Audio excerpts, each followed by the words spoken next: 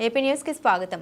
శ్రీవారి లడ్డూ ప్రసాదాన్ని అపవిత్రం చేసిన ముఖ్యమంత్రి నారా చంద్రబాబు నాయుడు పాపానికి ప్రక్షాళన కోరుతూ వైఎస్ఆర్సీపీ నేతలు పూజలు కాకినాడ జిల్లా పత్తిపాడు నియోజకవర్గం శంకవరం మండలం అన్నవరం సత్యనారాయణ స్వామి దేవస్థానంలో ప్రత్యేక పూజలు నిర్వహించిన పత్తిపాడు నియోజకవర్గం వైఎస్ఆర్సీపీ ఇన్ఛార్జ్ వరపుల సుబ్బారావు తనేడు Varapula Suribabu, Rautulapudi ZPTC Gollu Divanam, Vasireddy Jameel, Pattipadu ZPTC Behara Rajarajeswari Dorababu, Pattipadu MPP Golla Sudhakar, Vasireddy Bhaskar బాబు, శంకరవరం మండలం కన్వీనర్ నరాల శ్రీను, కొండపల్లి అప్పారావు, ఎంపీటీసీలు దడాల సతీష్, రాయి ప్రసాద్, సప్ప రాంబాబు, అమరాది కాశీ సత్యప్రసాద్, నాయకులు, కార్యకర్తలు.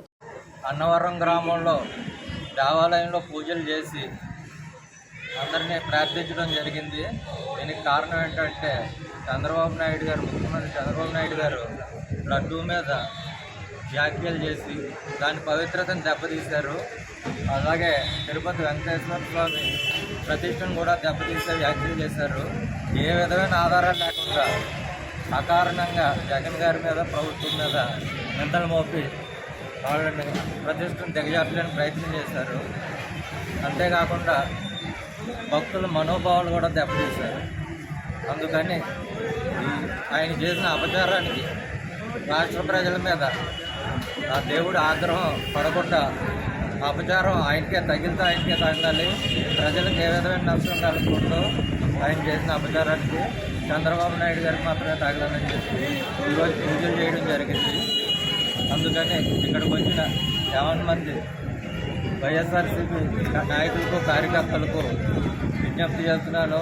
ఇది ప్రతి గ్రామంలో ప్రజల్లోకి తీసుకెళ్ళి ఏ విధంగా చంద్రబాబు నాయుడు గారి ప్రభుత్వం, కూటమి ప్రభుత్వం దేవుణ్ణి వాడుకుని ఏమి ఆధారాలు లేని నిందలు మోపి వాళ్ళు చేయవలసిన కార్యక్రమాలు చేయకుండా ప్రజల్ని పక్కదారి పట్టించి, సమస్యలను పక్కదారి పట్టించి జగన్ గారి మీద నిందలు మోపుతూ పబ్బం కట్టుకుందామని చూస్తున్నారు. ఇదంతా ప్రజల్లోకి తీసుకెళ్ళి వాళ్ళని చైతన్యపరిచి ఈ కూటమి ప్రభుత్వానికి వ్యతిరేకంగా ప్రచారం చేయాలని కోరుకుంటున్నాను. అంతేకాకుండా ఈరోజు కూటమి ప్రభుత్వం ఎన్నో హామీలు ఇచ్చి అధికారంలో జగన్ గారిని మోసం చేసింది.